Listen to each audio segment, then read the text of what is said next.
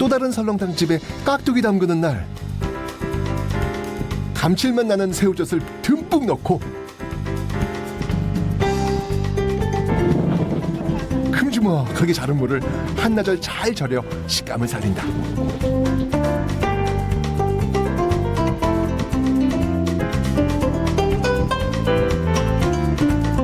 저희 집에는 석박지식으로 잘라요. 큼지막하게.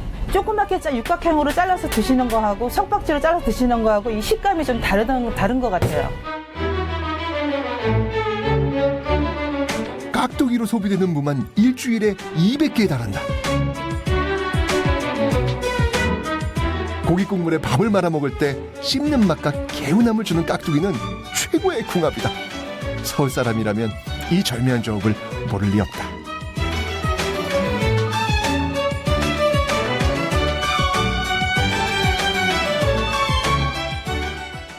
저희는 1972년도에 저희 모친 어머니께서 이 자리에서 설렁탕 가게를 시작했습니다. 내공 깊은 노포에서는 음식 맛처럼 잘 익은 철학을 발견하기도 한다. 저희는 이제 줄을 서거든요. 요 골목에 여름 되면 줄을 서는데 뭐 유명한 뭐 경찰청장이라든지 무슨 높으신 분들이 와서 그 비서관이 와서 뭐 먼저 자리해달라 그런 얘기를 하시더라도 저희 어머니는 안 된다. 그 사람이나 다 똑같이 한 그릇 먹고 가는 건데 설렁탕 한 그릇에 위아래는 없다.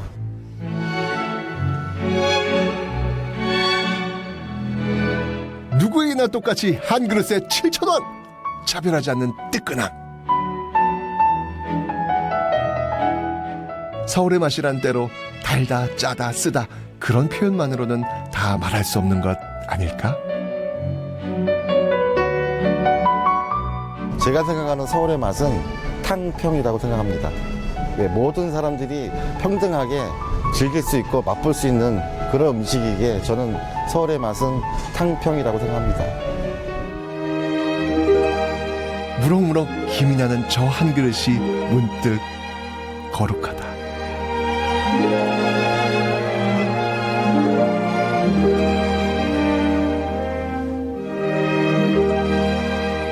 경복궁과 청와대가 나란히 지붕을 겹치고 있는 오늘의 서울.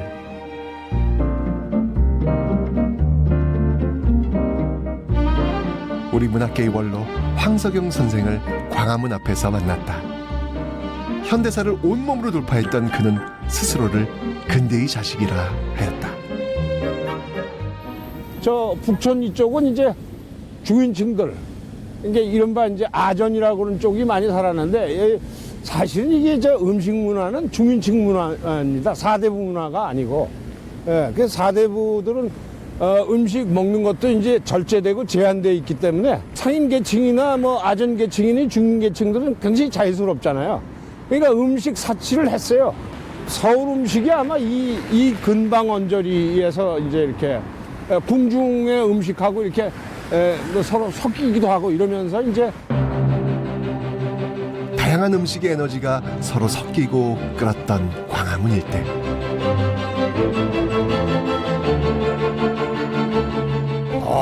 날씨 추워. 남쪽으로 몇 걸음 내려가면 70년대 초 소장파 출판사들이 줄지어 서 있던 청진동이 나온다.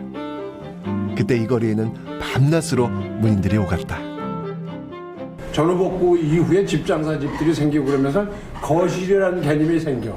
그러면 서재를 이렇게 그러면 중산층이 그래도 책을 놔야 되잖아. 그게 금박금박 된 그 전집류들이 이렇게 하다가 보여주는 장식이 좀 돼야 되니까. 70년대 초반이 되면서 단행본으로 넘어와요. 그러니까 그 단행본을 이끌었던 단행본 문화를 이끌었던 출판사들이 장비, 민음사, 문학관시장 이런 청진동에 이제 말하자면 이게 문인들 거리가 형성된 거죠. 예. 그리고 이제 누가 원고료 받아오잖아. 그럼 금방 알아. 제 원고료 받아. 어떻게 알아요? 아니 그거 벌써 알잖아요. 정보 그냥 바로 오는 거예요? 원고료 받았다. 그러면 이제 너 이 새끼야 어디가? 잡아놓고. 예. 이게 뭐 낭만적인데요, 선생님? 아니 그때 그렇게 정신들이 없었어. 그리고 이제 세월이 점점 사회적 압력이 뭐 그때 군사 독재 시절이 예. 억압은 심해지고 그러니까 이제 술로 풀었죠. 많이.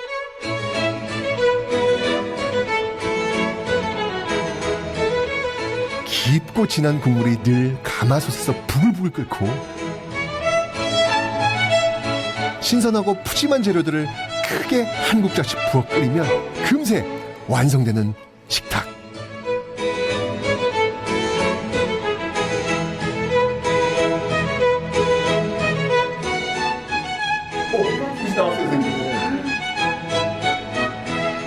뜨거운 국물을 한 숟가락 떠서 목으로 넘기면 이내 배가 뜨뜻해져 오는 음식 해장국. 이게 사실 옛날식으로 하면 이게 패스트푸드예요. 그렇죠, 그렇죠. 예, 이게 패스트푸드. 상 차려서 뭐 반찬 들어놓고 먹기엔 그러니까 뜨거운 국물에다 밥 말아서 김치나 깍두기 하나 가지고 이렇게 이렇게 끼니를 때울 수 있으니까 간편식으로 이렇게 퍼졌는데. 서울 사람들이 좀 바쁘게 살다 보니까 빨리 먹고 빨리 뭘 해야 되니까. 그리고 우리나라 돌이켜보면 서울 사람들이 바쁘지 않았던 시대가 있었을까? 파란만장했던 우리 현대사는 해장국 한 그릇 속에도 흔적을 남겼다. 언젠가의 그 맛집을 찾아가 보아도 대부분은 사라져 버렸거나 주인이 바뀌었다. 만약 예전의 장소에 음식점이 그대로 있고 늙은 주인이 아직도 요리 중이며 음식의 맛도 여전하다면 우리는 실로 깊은 감동을 받게 된다. 그러나 그러한 기적은 쉽게 일어나지 않는다. 세상과 내가 동시에 변해 있기 때문이다. 아, 이게 진짜 우리는 이제 일본이나 이런 데하고 달리 근대화 기간을 30년에 해치우거든요. 후닥닥 툭닥 해치웠기 때문에 그러니까 뭐 이게 옛날 거를 보존한다든가 뭐 이렇게 그거를 살려서 어떻게 하는 그런 여유가 없이 두드려 부시고 뭐 재개발하고 또 부시고 뭐 이랬으니까. 서울을 먹여 살린 음식 이야기 중에는 확인할 길 없는 전설들도 있다. 청계천 거린들이 잡은 미꾸라지가 서울 추어탕의 원조가 되었다는 얘기가 그렇다.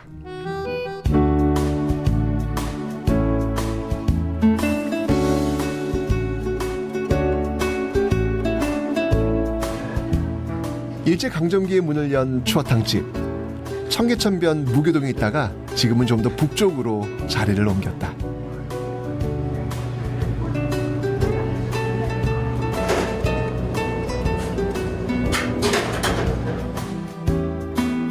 시어머니의 뒤를 이어 식당을 맡았다던 며느리는 여전히 고운 모습이시다.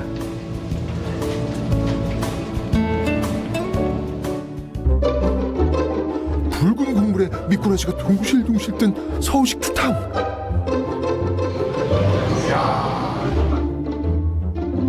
남원식 추탕과 달리 된장 대신 고추장으로 간을 하고 우거지도 없다.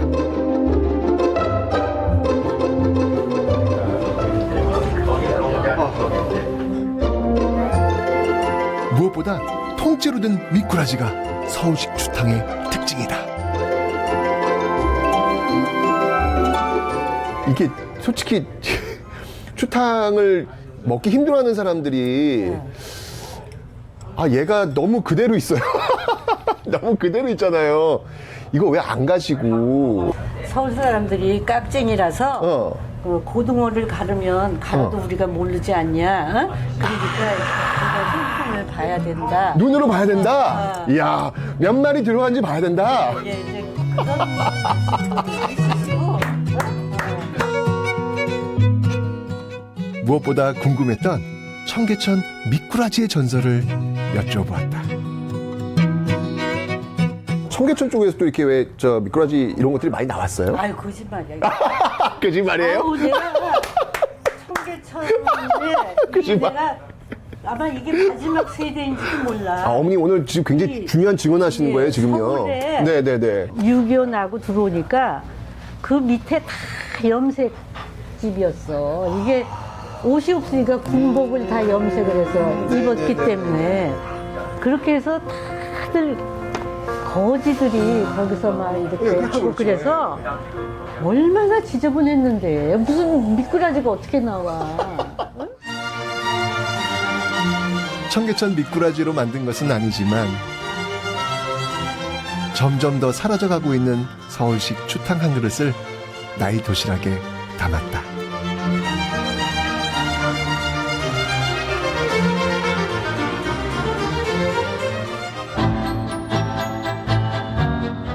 인구 1000만의 도시 서울은 오늘도 만원이다. 서울로 사람들은 시대마다 다른 꿈을 안고 모여들었다. 저는 서울 토박입니다.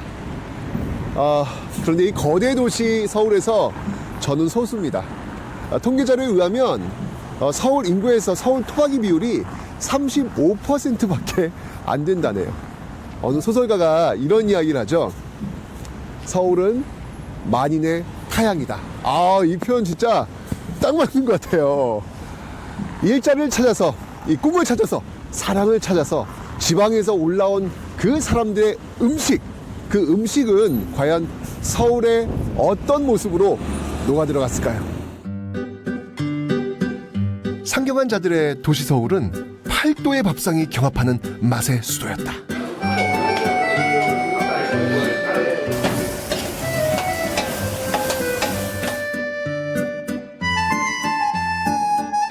가구찜 나왔습니다.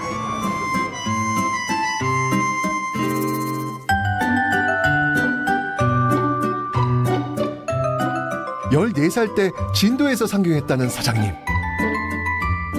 서울역에 내리니까 그때 대우빌딩 제일 컸었어요. 그 시대에. 보니까 대단하죠, 웅장하고. 저희는 뭐 조그만 뭐 시골에 뭐 조그만 데서 그 동네가 얼마나 적습니까? 서울 깍쟁이들과 함께 갔던 경양식집. 진도 소녀는 당황했다. 돈가스를 이제 먹으러 갔는데 뭐랄까 서울 애들은 먹는데 저는 한 번도 안 먹어봤잖아요. 신기하죠. 그러니까 쟤네들이 어떻게 하나 보니까 칼로 딱 자르는 거 이제 보고 이제 그대로 하는 거죠. 안 먹어봤으니까 굉장히 신기했었어요. 그 수프도 나오고 그래서 그게 왜 이런 풀태죽을 주나 이랬어. 진짜로. 신기했죠. 인물 좋고 사람 좋은 마산 청년을 만나 예쁜 가정을 꾸리고 시어머니의 식당을 이어받았다. 진도 소녀가 마산 아귀찜의 대가가 되었다. 마산에는 이제 꼬독꼬독 간 건조시킨 아기. 여기는 이제 생아기. 보관하는 게 틀려요. 그래서 제가 얼마 전에 가서 먹어봤더니 마산 맛은 서울이 더 맛있는 것 같아요. 음식은. 아무튼 좋은 물건 다 서울로 오지 않겠어요? 사람을 따라 상경한 음식들로 서울의 맛은 더 풍성해졌다. 기차를 타고 하루 종일 달려 도착한 서울역은 같은 처지의 이방인들로 가득했고 그들에게는 치열한 삶의 현장이 기다리고 있었다.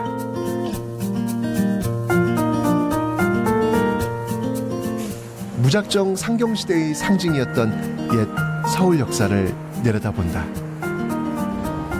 매해 명절 이곳에서는 귀향전쟁이 벌어진다. 지독한 서울 중심주의가 만들어낸 풍경이다. 그때는 건축들이 고층 건물은 거의 없었고 서울시청 정도가 있고 서울역도 이제 그때는 우뚝 선 건물이었죠. 서울에 오니까 어마어마하게 크더라고요. 그때는 지금하고는 견딜 수 없겠지만 그때는 남대문이 엄청나게 크게 보였어요. 제 눈에는. 그래 배는 고프지 갈 데는 없고 어떡하냐 이거야. 이거 서울 권유 왔는가 보다. 안녕하세요. 반갑습니다. 안녕하세요. 잘 살아보겠다는 꿈을 갖고 서울행을 감행했던 그 많은 사람들 중 하나. 초등학생 때 처음 서울에 왔던 박효남 셰프. 미아리 거기 올라가는 순간에 네. 삼양동에 거기 옛날에 이제 달동네였었죠. 달동네. 지금은 아닌데. 네. 근데 거기에 불빛이 환한 게 보고서 저도 순간 모르는 순간에 그때 소리를 질렀어요. 우와 하고서. 우와! 네네네. 전기도 없는 시골에서 올라왔던 소녀는 프랑스 요리의 명장으로 성장한다. 중졸의 학력이 무색하게 우리나라 최고의 호텔 총주방장 위치까지 올랐다. 아버지의 검은 땀방울을 닦아드리겠다는 마음이 그를 성장하게 했다. 그때 이제 연탄을 아버님 도와드리면서 그러다가 이제 아버님의 이제 그 이마에 이제 그 땀방울을 봤어요. 그 땀방울을 보고서 제가 빨리 기술을 배워야 되겠다. 네, 학교는 무슨 학교냐. 요리 학원문이 분명 하나인데 남자하고 여자하고 들어가는 모습이 다르잖아요. 다른 모습을 봤어요. 여자는 그래도 자신 있게 문을 열고 들어갔는데 남자는 그때만 무슨 요리냐 그래가지고. 우리나라 프랑스 요리의 역사 그 자체이기도 한 박현남 셰프.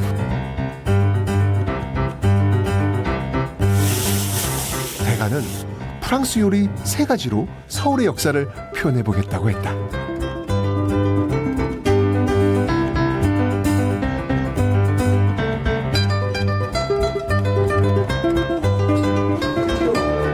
고급스러운 정통 프랑스 요리가 서울의 에너지와 만나면 어떤 이야기가 나올까?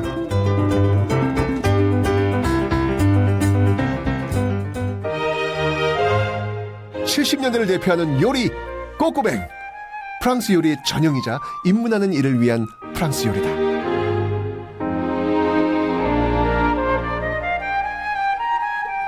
(86) 아시안게임과 (88) 올림픽을 치르고 자신감이 올랐던 서울에서는 부야베스라는 일종의 해물탕이 인기였다. 육류 중심에서 벗어나 해산물로 서울 사람들의 입맛이 확대됐다.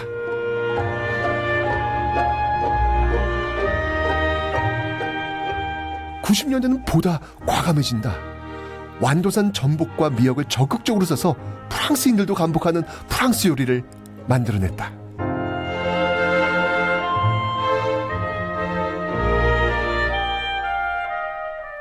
맛을 한번 보도록 하겠습니다. 네.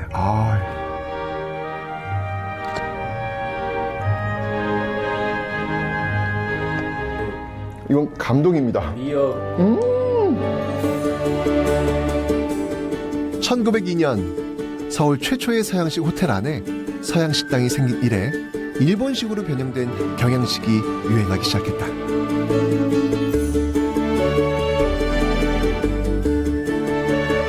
이후 중산층이 증가하면서 돈가스와 함박 스테이크는 가족 나들이나 데이트하는 이들의 인기 메뉴였다. 정통 프랑스 요리도 에너지 넘치는 이 도시에서는 서울화된다.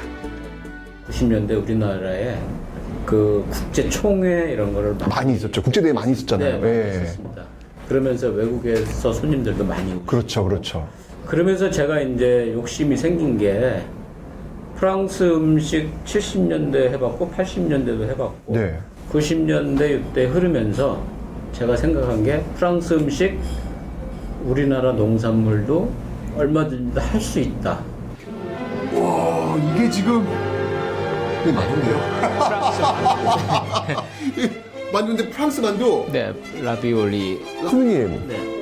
이 라비올리를 왜 서울의 맛이라고 생각하시는 거예요? 서울의 맛이라고 하면은 저는 그 어머님의 손맛을 생각을 하거든요. 그래서 우리 어머님들이 옛날에 만두를 만들어서 우리 식구들을 위해서 맛있는 만두를 만들어 드린 거는 마음에 정성이 많이 들어가 있기 때문에. 저희는 한번 반을 잘라서 한번.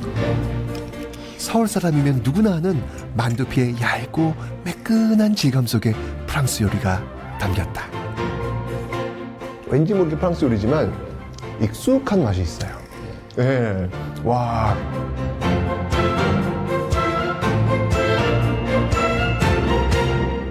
제가 올해 이제 요리 40년 됐거든요. 요리 40년? 네. 그러면은 아유, 이제 진짜? 앞으로 40년 더 할 겁니다. 그러세요?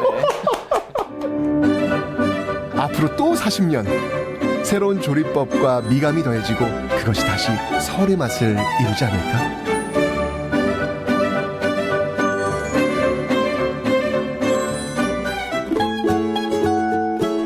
서울의 맛을 찾아가는 여정의 끝에서 내 생의 첫 외식을 떠올렸다. 그것은 자욱한 연기와 달콤한 고기 냄새가 그득한 갈빗집이었다.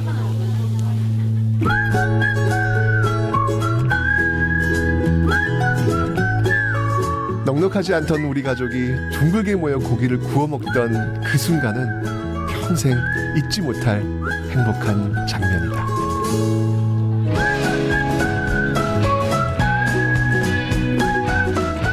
50년대에 문을 연 신촌의 갈빗집.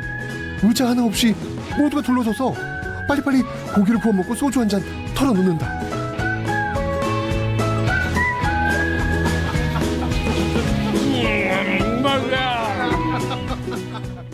그 옛날 이곳에는 화력발전소에 공급할 석탄이 지천이었다.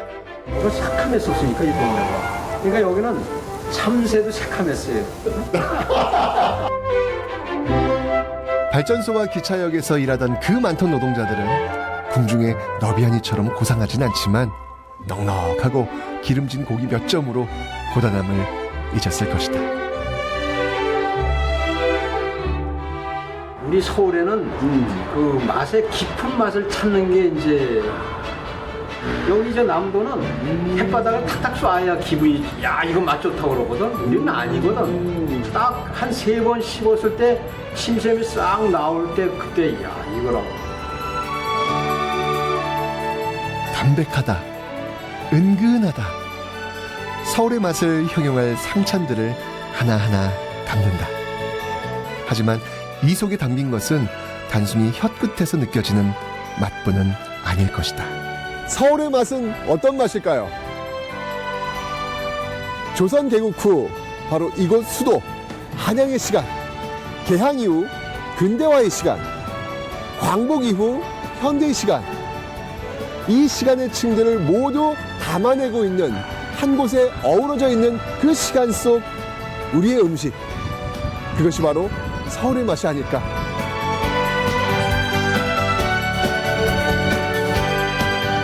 그러고 보니 많은 서울 사람들을 만났다. 어디서 왔든 고향이 어디든 서울 사람으로 이 도시를 살아가고 있는 사람들, 그들이 만들어내고 바꿔가는 서울의 맛은 참 깊다.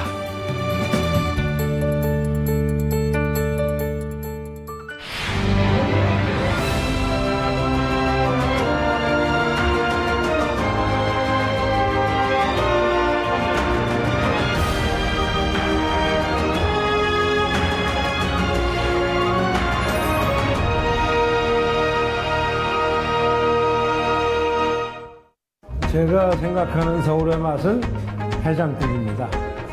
서울의 맛은 설렁탕이다. 서울의 맛은 창조의 맛이다. 서울의 맛은 추억이다. 제가 생각하는 서울의 맛은 탕평이라고 생각합니다. 서울의 맛이라고 하면은 저는 그 짜장면이 생각이 나요.